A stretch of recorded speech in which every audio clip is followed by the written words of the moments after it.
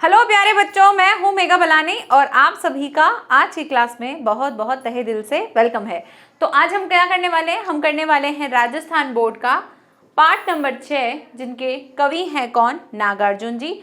और उन्होंने किसके बारे में बताया है? ये बच्चा देख के आपको समझ में आ गया होगा कि उन्होंने इस चीज़ के बारे में बताया है कि जब वो अपने एक बच्चे के पास उनके पिता नहीं होते हैं और वो कहीं दूर होते हैं, उस टाइम पर वो जब बच्चे से पहली बार मिलते हैं, यानी यहाँ पर कवि ने खुद स्वयं के बारे में ही बताया है कि जब वो उस बच्चे से मिलते हैं, जो बहुत दिनों के बाद जाके अपने बच्चों से मिलते हैं, तो उस टाइम पर उसके बच्चे के साथ उनके क्या क्या इमोशंस आते हैं, उन सब के बारे में बताया। तो जो हमारा नाम है, टाइटल है, जो कविता का मेन शीर्षक दे रखा है, वो क्या दिया है? यह तदुत्तरित मुस्कान। तदुत्तरित मतलब क्या होता है कि जब वो दांत निकलता है ना, पहली बार एक बच्चे का जब वो दांत आता है, तो उस टाइम पे जब बच्चे हंसते हैं तो बहुत क्यूट से लगते हैं, बहुत अलग टाइप के लगते हैं। मैं तो एक मदर हूँ तो मैंने ये चीज़ फील की है।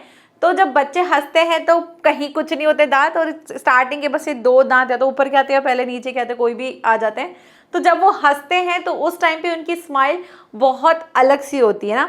तो वो वाली स्माइल के साथ उन्होंने इस बच्चे के बारे में बताया है कि जब वो बच्चा हम देखते हैं तो उसके हंसने से ही हमारे सारे दुख दर्द दूर हो जाते हैं। तो यही चीज़ जो है हम डिस्कस करने वाले हैं। तो सबसे पहले हम देखेंगे हमारे कवि जी का जीवन परिचय और उसके बाद हम चैप्टर को स्टार्ट करेंगे। नागार्जुन का जीवन परिचय क्या दे रखा है? नागार्जुन का जन्म जो है 1911 ईस्वी की ज्येष्ठ पूर्णिमा को बिहार के सतलखा में हुआ। बिहार के रहने वाले थे ये।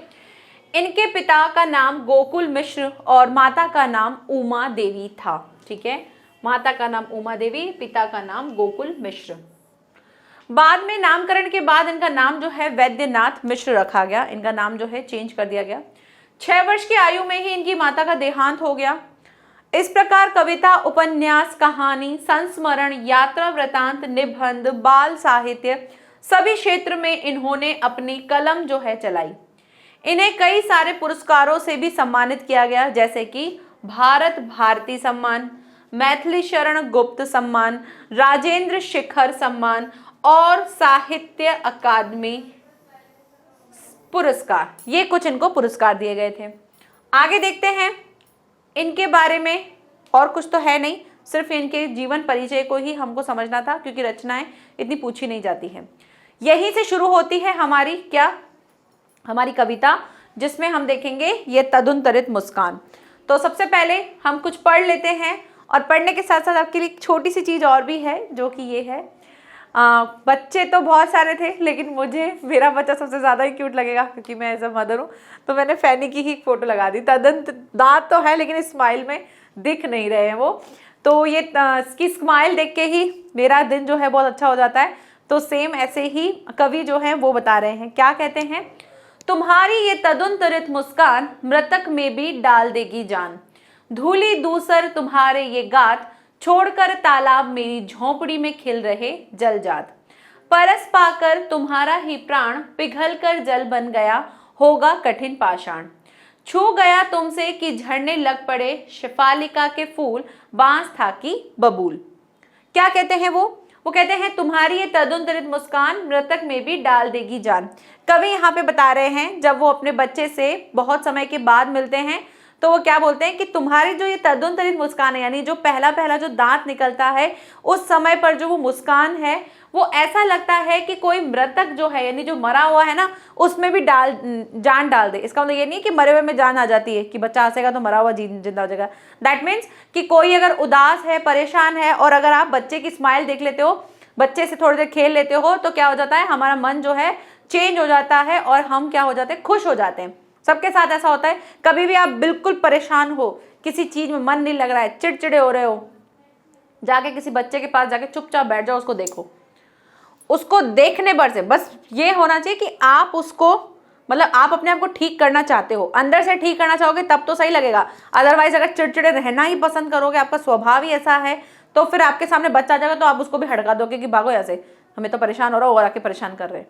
तो आपको खुद को अगर लगता है कि नहीं, मुझे अपने अंदर ये जो उदासी है इसको हटाना है, मुझे खुश होना है, तो फिर आपके लिए वो वर्क करेगा। कि अगर आप किसी बच्चे को देख लोगे तो उसके पास बैठ के ही आपका मन जो है वो खुश हो जाता है।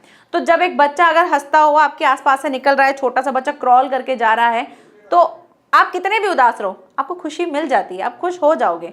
तो ये बहुत नॉर्मल सा बेसिक सा नेचर है, सबका नेचर ऐसा है, तो सबके साथ ऐसा होता है। तो यही कवि कह रहे हैं। आगे कहते हैं, धूली दूसर तुम्हारे ये गात। गात मीन्स होता है गाल, ठीक है। और धूली दूसर क्या होता है, यानी धूल से सने हुए, ठीक है।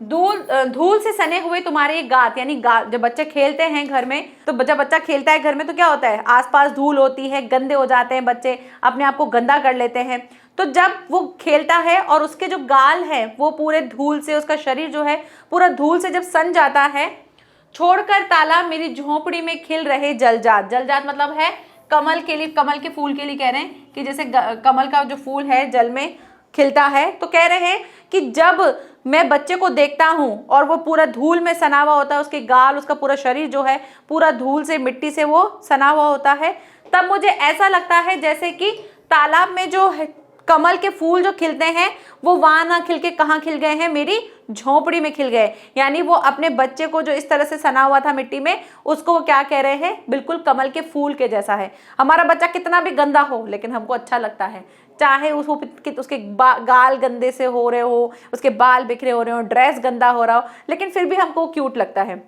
जैसे फैनी को भी मैंने बहुत बार देखा है, तो वो जब छोटी थी तो उसको मैंगो खाना पसंद है, अभी भी है, पहले भी था। तो मैंगो उसको मैं ऐसे स्लाइस करके नहीं देती थी, मैं उसको ऐसे देती थी कि तू खा ले। तो वो खाती थी जब, तो पूरा ऐसे गंदा कर देती थी, पूरा डर्टी हो जाता था, लेकिन मुझे अच्छा लगता था वो, तब भी मुझे बहुत अच्छी लगती थी। तो अपना बच्चा सबको अच्छा लगता है। तो ये कह रहे हैं कि जब वो गंदा सा होता है तो भी मुझे ऐसा लगता है कि मेरे घर में जो है कमल का फूल खिल गया है, जो कि तालाब में खिलना चाहिए, लेकिन आज मुझे ऐसा लग रहा है कि मेरी झोंपड़ी में खिल रहा है। परस पाकर तुम्हारा ही प्राण पिघल कर जल बन गया होगा कठिन पाषाण। और तुम्हारा परस मीन्स होता है स्पर्श, ठीक है, तुम्हारा टच। परस पाकर तुम्हारा ही प्राण पिघल कर जल बन गया होगा कठिन पाषाण। और तुम्हारे छूने भर से ही ऐसा लगता है कि कठिन पाषाण यानी कि पत्थर जो है, कठोर पत्थर जो है, वो भी पिघल कर क्या बन गया है, जल बन गया है। यानी जब बच्चा हंस देता है, जब बच्चा मुस्कुरा देता है, तो कोई कितना ही कठोर क्यों ना हो, वो पिघल ही जाता है, उसका दिल पिघल ही जाता है। आप बहुत गुस्से में हो, ठीक है, बिल्कुल तहस गुस्सा आ रहा है, और एकदम से बच्चा आ गया और उसका छोटा सा स्माइल वाला फेस जो है आप देख लेते हो, तो वहीं पर ही सब गुस्सा वुस्सा सब पिघल जाता है ना। आज भी जो है कई बार ऐसा होता है कि मैं बहुत गुस्से में होती हूँ या किसी चीज़ के लिए कुछ मना करती हूँ फैनी को, तो वो क्या करती है, प्लीज़ मम्मा। वो उसका प्लीज़ बोलते ही मैं आधी डाउन हो जाती हूँ कि चलो ठीक है कोई बात नहीं। तो बच्चे की स्माइल से, छोटी सी चीज़ से या उसके स्पर्श से ही कठोर पाषाण जो है, कठोर पत्थर भी जो है वो भी क्या बन जाता है, बिल्कुल जल बनकर पिघल जाता है। यानी कोई कितना भी कठोर हो, बच्चे के स्पर्श, बच्चे की मुस्कान या बच्चे के होने भर से ही क्या हो जाता है, वो सारी चीज़ें जो हैं वो सॉफ्ट हो जाती है, सब कुछ सरल लगने लग जाता है। छू गया तुमसे कि झड़ने लग पड़े शेफालिका के फूल, बांस था कि बबूल। और अगर तुम किसी चीज को छू लो, यानी किसी कठोर चीज को भी छू ले, उसके साथ साथ तो बताया दी, पर एक साथ और भी कह रहे हैं कि क्या अगर तुम किसी चीज को छू लो तो ऐसा लगता है कि वो बांस हो या फिर बबूल। बांस और बबूल क्या होते हैं, बहुत हार्ड होते हैं, है ना। जब बांस और बबूल का नाम आता है तो हमारे माइंड में आ जाता है कि बहुत हार्ड सा पेड़ है। लेकिन ये क्या कह रहे हैं कि अगर वो बच्चा अगर छू ले उस चीज को, तो भी क्या लगता है, ऐसा लगने लग जाता है कि उसमें से क्या आ रहे हैं, शेफालिका के फूल जो है वो झड़ने लगे हैं। यानी अगर वो बच्चा किसी कठोर चीज को भी उठा रहा है, किसी चीज के साथ वो कर रहा है, तो हमको उसकी सारी चीजें जो हैं वो हमको आनंद देने वाली लग जाती है। ऐसे ही उन्होंने एक उदाहरण और भी दिया है कि भाई ये क्वेश्चन आ सकता है ऐसे कि बच्चे की तुलना किस किस चीजों से की गई है, तो उसमें ये सारे पॉइंट्स आएंगे। तो अगर वो बच्चा जो तद्दुन मुस्कान, जिसका अभी अभी दांत निकला है, वो अगर अपनी स्माइल के साथ कोई चीज करता है, तो ऐसा लगता है कि अगर वो बांस या बबूल के पेड़ को भी हाथ लगाए तो वहां से भी क्या निकलते हैं, शेफालिका के जो फूल हैं वो झड़ने लगते हैं। ठीक है, अब इसका भावार्थ देख लेते हैं। नागार्जुन की कविता का भावार्थ क्या दे रखा है कि प्रस्तुत पंक्तियों में कवि ने एक दांत निकलते बच्चे की मधुर मुस्कान का मन मोह लेने वाला वर्णन किया है। कवि के अनुसार एक बच्चे की मुस्कान मृत आदमी को भी क्या कर देती है, जिंदा कर देती है। अर्थात कोई उदास एवं निराश आदमी भी अपना गम भूल करके क्या करने लगता है, मुस्कुराने लगता है। बच्चे घर के आंगन में खेलते वक्त खुद को गंदा कर लेते हैं, धूल से सन जाते हैं, उनके गालों पर भी क्या लग जाती है, धूल लग जाती है। कवि को यह दृश्य देखकर ऐसा लगता है मानो किसी तालाब से चलकर कमल का फूल जो है उनकी झोंपड़ी में खिला हुआ है। कवि को ऐसा प्रतीत हो रहा है कि अगर ये बालक किसी पत्थर को छू ले तो वह भी पिघलकर क्या बन जाता है, जल बन जाता है और बहने लगता है। अगर वो किसी पेड़ को छू ले तो फिर चाहे वो बांस का हो या बबूल का, उससे भी क्या लगता है, शेफालिका के फूल जो है वो झड़ने लगते हैं। ठीक है, आगे बढ़े, नेक्स्ट देखते हैं। नेक्स्ट क्या है, ये होते हैं शेफालिका के फूल। ठीक है, अगर किसी ने नहीं देखे तो ये इस टाइप के होते हैं, है ना। आगे बढ़ते हैं, नेक्स्ट है, तुम मुझे पाए नहीं पहचान, देखते ही रहोगे अनिमेष, थक गए हो आंख लूं में फेर, क्या हुआ यदि हो सके परिचित न पहली बार, यदि तुम्हारी माँ न माध्यम बनी होती आज, मैं न सकता देख मैं न पाता जान, तुम्हारी ये तदुंतरित मुस्कान।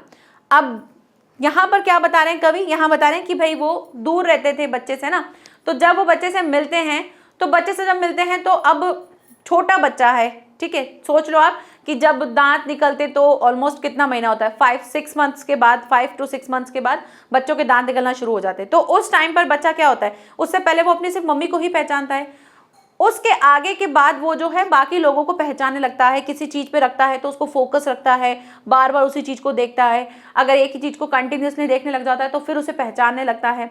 अब जो कवि थे वो तो रहते नहीं थे, बहुत कम रहते थे, अब आए थे तो तब उन्होंने जो उसकी मुस्कान देखी थी तो उसका वो वर्णन कर रहे थे कि जब मैंने उसकी मुस्कान देखी तो ये सारी चीजें हो रही थी। अब वो क्या कह रहे हैं, वो कह रहे हैं कि जब वो उसे मिले तो मिलते हुए क्या हुआ, तुम मुझे पाए नहीं पहचान, देखते ही रहोगे अनिमेष। अनिमेष मतलब होता है बिना पलक झपकाए। ठीक है, बिना पलके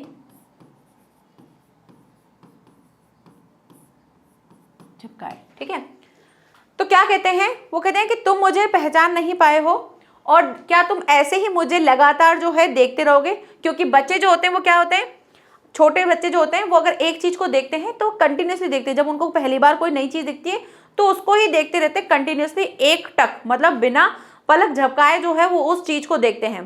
तो जब उन्होंने कवि को देखा तो कवि उनके लिए नए नए थे, तो वो उन्हीं को कह रहे हैं, बच्चे को कहते हुए कह रहे हैं कि भाई क्या तुम मुझे पहचान नहीं पाए हो और क्या इस तरह से मुझे कंटिन्यूसली देखते ही रहोगे बिना पलके झपकाए, क्या तुम मुझे लगातार ऐसे ही देखते रहोगे। थक गए हो आंखें लूं मैं फिर, अगर तुम मुझे ऐसे देखते हुए थक गए हो तो क्या मैं अपनी आंखें फेर लूं, कि जिससे क्या होगा, तुम्हें लगेगा कि कोई चीज हर बच्चों के सामने से क्या है, अगर बच्चों के सामने जैसे बच्चा सो रहा है या लेटा हुआ है या बैठा हुआ है तो उनके सामने अगर कोई चीज चलती रहती है, या आपने देखा होगा कि छोटे बच्चे होते हैं अगर टीवी के सामने उनकी नजर चल जाती है तो उनको समझ में तो कुछ नहीं आता ना, सिर्फ वो कलर्स और बाकी सारी चीजें हैं उस पर ही फोकस करते हैं। अब वो कंटिन्यूसली टीवी देखते रहते हैं बिना पलक झपकाए, आपने देखा होगा वो कंटिन्यूसली टीवी देख रहे होंगे या कोई भी चीज को देख रहे होंगे, एकदम से वो चीज हटा दो तो वो यूं हो जाते हैं, मतलब थोड़े से हट जाते हैं, उनकी जो पलकें हैं फिर वो झपकती हैं और इधर उधर वो देखते हैं।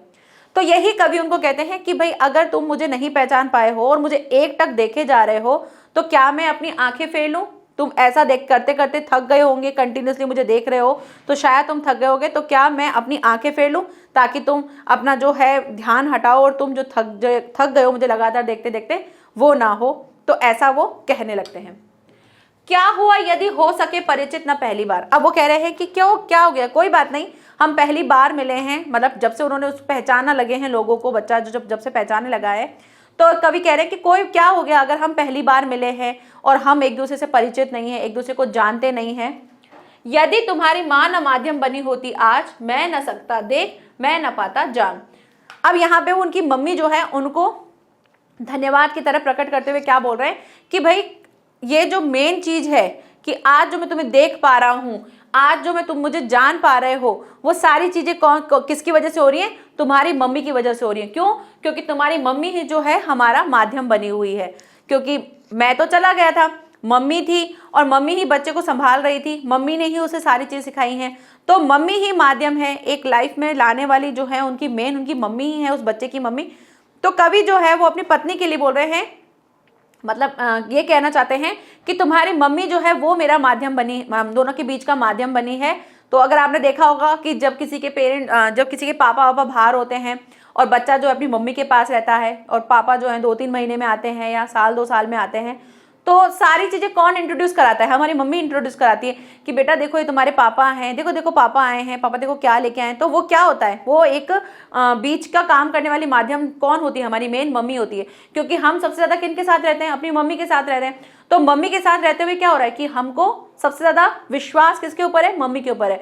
तो मम्मी जैसा बोलती है हम वैसा वैसा समझते हैं। जैसे छोटे बच्चे होते हैं, मान लो 8-10 महीने के, 12 महीने के, तो वो क्या होते हैं, उनको अभी पूरा पूरा पता नहीं होता। अगर वो सारा टाइम मम्मी के साथ रहते हैं और एकदम से पापा बाहर जॉब करते हैं और आते हैं, पहचान नहीं पाते बच्चे, तो वो मम्मी बताती है ना कि बेटा पापा पापा पापा जाओ जाओ। तो ये चीज़ कौन कर रहा है? माध्यम मम्मी बन रही है। इसलिए कवि कह रहे हैं कि तुम्हारी माँ जो है हमारी माध्यम है और उन्हीं की वजह से जो है मैं तुम्हें आज देख पा रहा हूँ और तुम्हें जान पा रहा हूँ कि तुम कैसे हो। क्योंकि मम्मी भी तो क्या कर रही है, अगर बच्चे को पापा के बारे में बता रही है तो पापा को भी बच्चे के बारे में बता रही है, भाई देखो ये ऐसे करता है, इसकी ये हरकत है, इसकी ये हरकत है, ये ऐसे ऐसे करता है, लगातार देखता है। तो ये सारी चीज़ें भी कैसे जान पा रहे हैं कवि? उनकी मम्मी के द्वारा ही जान पा रहे हैं। उनकी मम्मी नहीं, यानी बच्चे की मम्मी के द्वारा ही जान पा रहे हैं। और इस तरह से बोलते हैं तुम्हारी ये तदुनतरित मुस्कान, और इस तरह से मैं तुम्हारी ये जो तदुनतरित मुस्कान है इसको मैं जान पा रहा हूं। क्लियर? आगे बढ़ते हैं, इनका अर्थ देखते हैं। शिशु जब पहली बार कवि को देखता है तो वह उसे पहचान नहीं पाता और कवि को एकटक बिना पलक झपकाए देखने लगता है। कुछ समय तक देखने के पश्चात कवि कहता है, क्या तुम मुझे पहचान नहीं पाए हो? कितनी देर तुम इस प्रकार बिना पलक झपकाए एकटक मुझे देखते रहोगे? कहीं तुम थक तो नहीं गए मुझे इस तरह देखते देखते? अगर तुम थक गए हो तो मैं अपनी आंखें फेर लेता हूं, फिर तुम आराम कर सकते हो। अगर हम इस मुलाकात में एक दूसरे को पहचान नहीं पाए हैं तो कोई बात नहीं। यदि तुम्हारी माँ जो है आज माध्यम नहीं होती तो मैं तुम्हें न देख पाता और न ही तुम्हारी ये तदुनतरी मुस्कान जो है उसका मैं आनंद ले पाता। ठीक है, आगे बढ़ते हैं, नेक्स्ट देखते हैं। धन्य तुम, माँ भी तुम्हारी धन्य, चीर प्रवासी में इतर मैं अन्य। इस अतिथि से प्रिय तुम्हारा क्या रहा संपर्क, उंगलियां माँ की कराती रही है मधुपर्क। देखते तुम इधर कनकी मार और होती जबकि आंखें चार, तब तुम्हारी तदुनतरित मुस्कान मुझे लगती बड़ी ही छविमान। अब यहाँ पे क्या बोलते हैं कवि कि धन्य तुम हो और तुम्हारी माता जो है वो भी धन्य है, क्योंकि मैं तो क्या हूँ, चीर प्रवासी में इतर मैं अन्य। मैं तो बहुत दूर रहता हूँ और यहाँ पर आया हूँ तो तुम्हारे लिए क्या लग रहा हूँ, एक अजनबी जैसा हूँ। तो तुम और तुम्हारी माँ जो है धन्य है, जो साथ साथ इतना अच्छा समय व्यतीत करते हैं। मैं तो दूर रहता हूँ और आज जब आया हूँ तो ऐसा लग रहा है कि मैं क्या हूँ, एक अजनबी सा हूँ। आपने ये चीज़ नोट भी की होगी, अगर किसी के आसपास ऐसी चीज़ अगर आपने देखी होगी कि जहाँ पापा थोड़ा दूर रहते हैं, जॉब करने जाते हैं या 1-2 दिन के लिए टूर पे जाते हैं या 2-3 महीने, यानी कुछ भी वॉटेवर जो भी हो सकता है, अगर कोई जाता है इस तरह से तो आपने देखा होगा एक माँ और बच्चे का बॉन्ड ज़्यादा अच्छा होता है। मतलब वो एक बहुत अच्छी एक्टिविटी, क्योंकि उनका रूटीन होता है पूरा कि रोज हमें क्या करना है, कैसे करना है, किस तरह से करना है। लेकिन उनके पिता जो हैं, यानी कवि जो कह रहे हैं कि वो इस तरह से सोच रहे हैं कि ये मतलब बच्चा और उनकी मम्मी दोनों बहुत ही क्या हैं, बहुत ही धन्य हैं, बहुत ही सौभाग्यशाली हैं कि साथ में रहते हैं। मैं तो इतना दूर रह के इनकी तरह क्या हूँ, इनके लिए ऐसा लग रहा है कि मुझे ऐसा अजनबी जैसा फील हो रहा है। तो ऐसा होता है थोड़ा थोड़ा सा, क्योंकि ये चीज़ मैंने भी फील की है कि जब जैसे फैनी के पापा जो थे वो भी कुछ टाइम के लिए बाहर जाते थे तो इस तरह से ऐसी चीज़ होती थी। अब तो नहीं जाते, तो पहले ऐसा होता था। तो क्या है कि बहुत सारी चीज़ें ऐसी हैं वो मिस कर जाते होंगे कि भाई हाँ बच्चे ने आज ये करना सीखा, वो करना सीखा। तो वो जो चीज़ है वो कौन फील कर सकता है, वो पापा ही फील कर सकते हैं ना कि भाई हमने ये चीज़ मिस कर ली, हमने ये चीज़ मिस कर दी। तो वो अपने आप को कह रहे हैं कि भाई तुम दोनों जो बहुत ही सौभाग्यशाली हो, बहुत ही धन्य हो बजाय मेरे। इस अतिथि से प्रिय तुम्हारा क्या रहा संपर्क। अब वो अपने आप को अतिथि कह रहे हैं क्योंकि वो कुछ समय के लिए आए हैं, फिर वापस अपने काम के लिए चले जाएंगे। तो अब यहाँ पे वो कह रहे हैं कि इस अतिथि से प्रिय तुम्हारा क्या है संपर्क, यानी तुम क्या हो ये तुम्हें अभी इतना पता नहीं है।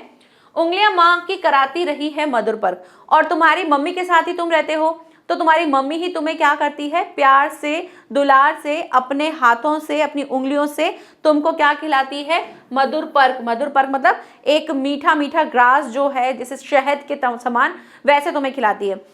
तो जब हम इतने बड़े हो गए हैं तब भी हम क्या करते हैं, हम अपनी मम्मी से अगर खाना खा लेते हैं, उनके हाथ से एक दो ही बाइट खा लेते हैं तो मज़ा आ जाता है कि अरे यार मम्मी खिला दे, है ना। कई बार हम मन ऐसा करता भी है हमारा कि मम्मी आज खाना एक दो खिला दो यार आप, या मम्मी खिला देती है, मम्मी अपने प्यार से खुद से खिला देती है कि चलो भाई मैं खाना खिला देती हूँ, आज तुम कुछ कर रही हो।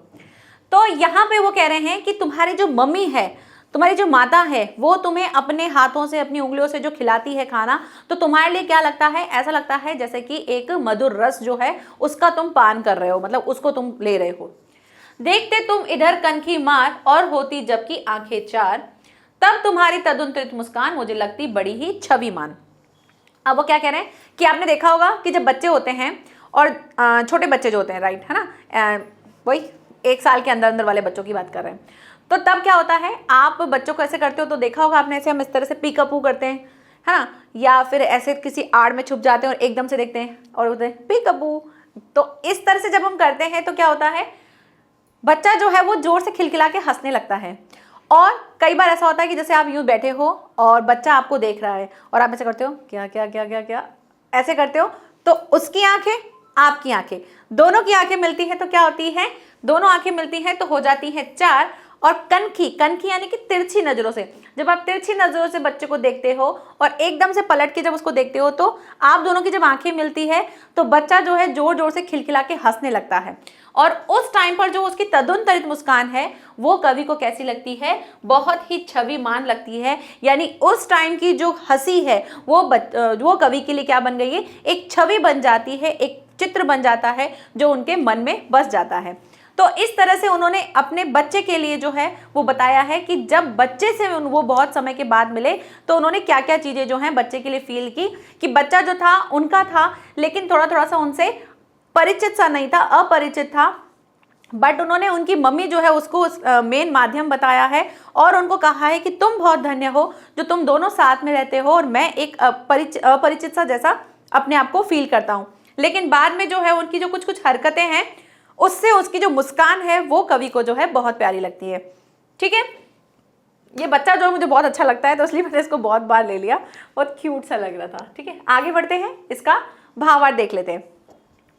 प्रस्तुत पंक्तियों में कवि अपने पुत्र के बारे में बताता है कि उसके नए नए दांत निकलना शुरू हुए हैं। कवि बहुत दिनों बाद अपने घर वापस लौटा है, इसलिए उसका पुत्र जो है उसे पहचान नहीं पा रहा। आगे कवि लिखते हैं कि बालक तो अपनी मनमोहक छवि के कारण धन्य है ही और उसकी माता जो है वो भी धन्य है जिसने उसे क्या दिया है, जन्म दिया है। आगे कवि कहते हैं कि तुम्हारी माँ जो है रोज तुम्हें दर्शन का लाभ उठा रही है, तुमको देखती है, रोज तुम्हारे दर्शन लेती है। एक तरफ मैं हूँ, दूसरे दूर रहने के कारण तुम्हारे दर्शन भी नहीं कर पाता हूँ और अब मैं तुम्हें कैसा लग रहा हूँ, एक पराया पराया सा लग रहा हूँ। इस तरह यह ठीक भी है क्योंकि मुझसे तुम्हारा संपर्क ही कितना है। ये तो तुम्हारी माँ की उंगलियां ही हैं जो तुम्हें रोज मधुर स्वादिष्ट भोजन कराती हैं। इस तरह तिरछी नजरों से देखते देखते जब हमारी आंखें एक दूसरे से मिलती है तो मेरी आंखों में स्नेह देखकर तुम मुस्कुराने लगते हो और ये मेरे मन को मोह लेता है। क्लियर? चलो बढ़ते हैं इसके प्रश्नोत्तरों पर।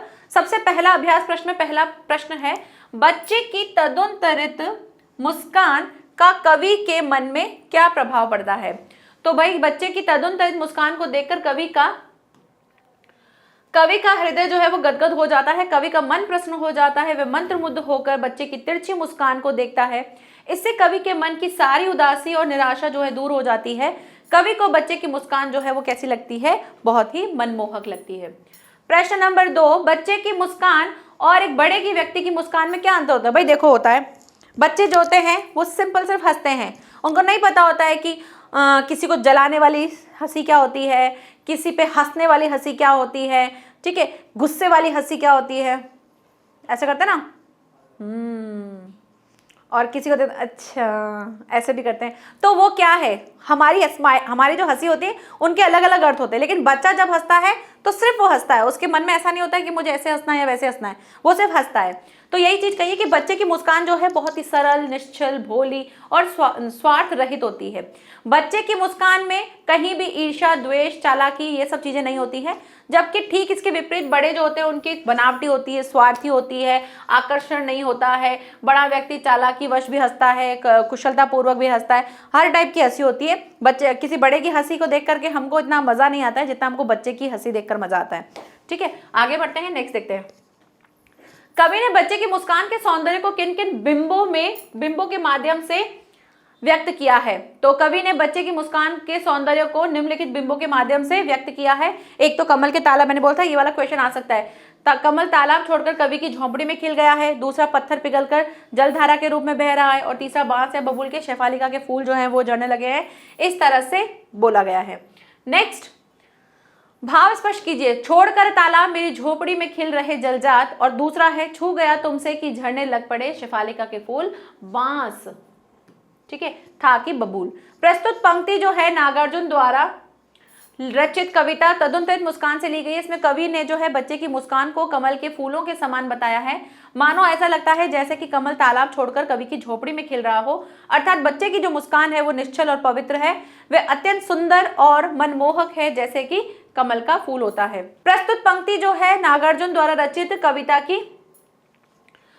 तदुनतरित मुस्कान से ली गई है। कवि के हृदय को बच्चे की मुस्कान ने छू लिया है। बच्चे की निश्चल मुस्कान देखकर उसका स्पर्श जो है पाकर बांस या बबूल से भी शेफालिका के क्या लगने हैं, झड़ने, फूल जो है झड़ने लगे हैं।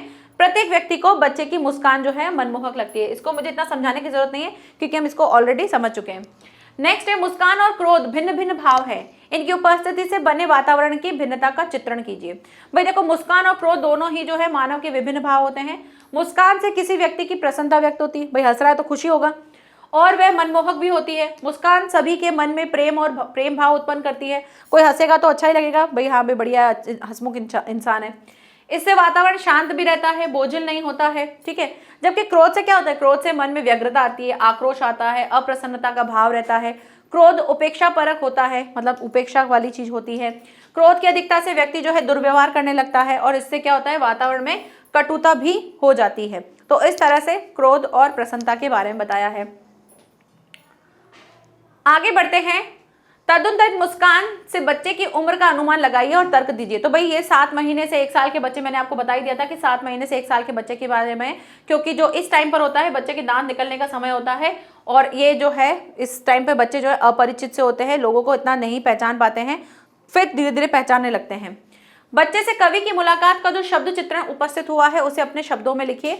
तो जब कवि बच्चे से मिलता है तो उसकी मुस्कान देखकर मुग्ध हो जाता है। बच्चे की मुस्कान देखकर कवि की निराशा और उदासी जो है वो गायब हो जाती है। कवि को उसकी मुस्कान जो है कमल के फूल के समान लगती है। जब बच्चा कवि को तिरछी नजर से मुस्कुराते हुए देखता है तो और भी सुंदर लगता है। ठीक है, तो यहीं पर जो है हमारा चैप्टर जो है वो कंप्लीट होता है और इसके साथ हमारे क्वेश्चन आंसर भी हो गए। इसका एक और पार्ट है ना, वो पार्ट है इसका ही नेक्स्ट पार्ट है, वो है फसल, जो कि हम नेक्स्ट लेक्चर में पढ़ेंगे। ओके, तो फिर मिलते हैं नेक्स्ट लेक्चर में। Thank you so much, bye bye and take care.